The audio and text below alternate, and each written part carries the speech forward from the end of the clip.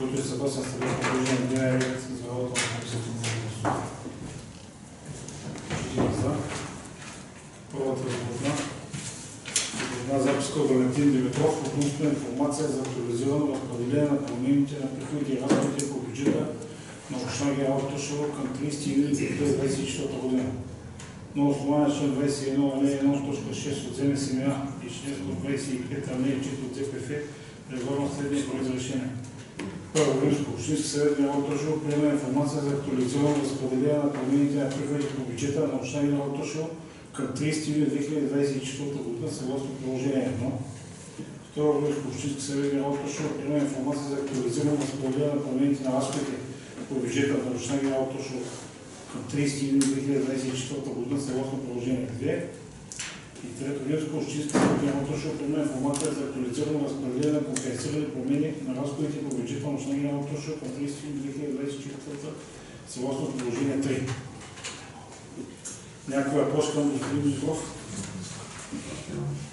Господин Димитров, имате нещо да кажете? Техническа докладна. Самите промени, които не са с решение на Общински съвет, и добавяме към първоначалния бюджет, който сте гласували.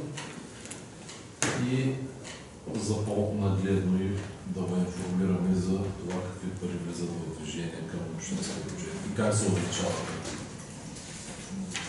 Благодаря. Някакви въпроси? Който е съгласен, може да гласува. 3 за, въздържали се. 1.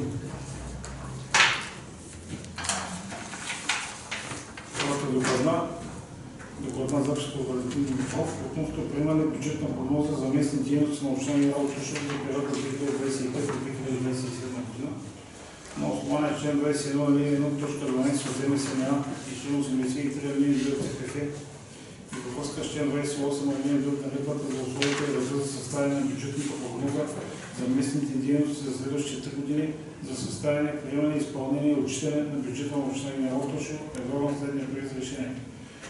Общински съвет Генерал Тошево реши: първо, приема бюджетна прогноза за местни дейности на община Генерал Тошево за период 2025-2027 година съгласно приложение 1.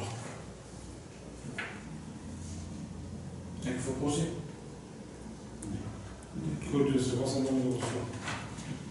7 сме за, въздържали се. Следващата доклада на комисията, докладна записка от Анна Костадинова относно разходи за командировки на кмета на община Генерал Тошево. Съгласно член 8 ал. 4, член 29 ал. 1 и 3, член 30 и член 32, т. 2 и т. 3 на наредбата за командировки в страната, кмета на община Генерал Тошево е положил 269 лв. за второто тримесечие на 2024 година.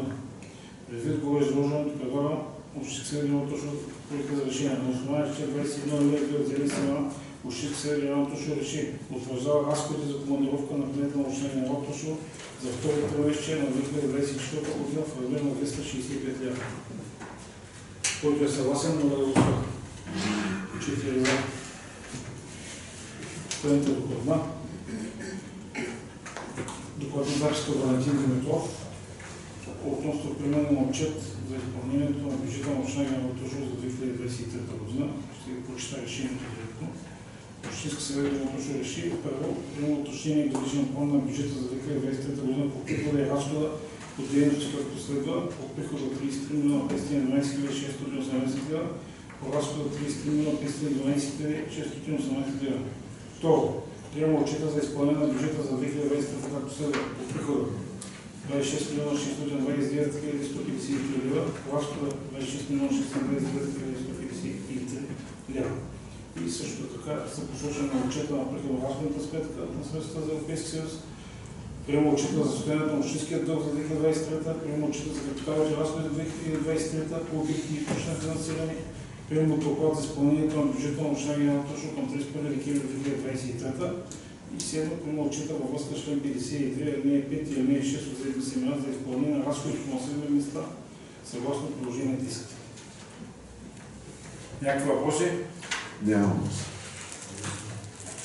Който е съгласен, моля да гласува. 3 за, въздържали се. 1. Това е изчерпване докладните и такива комисията.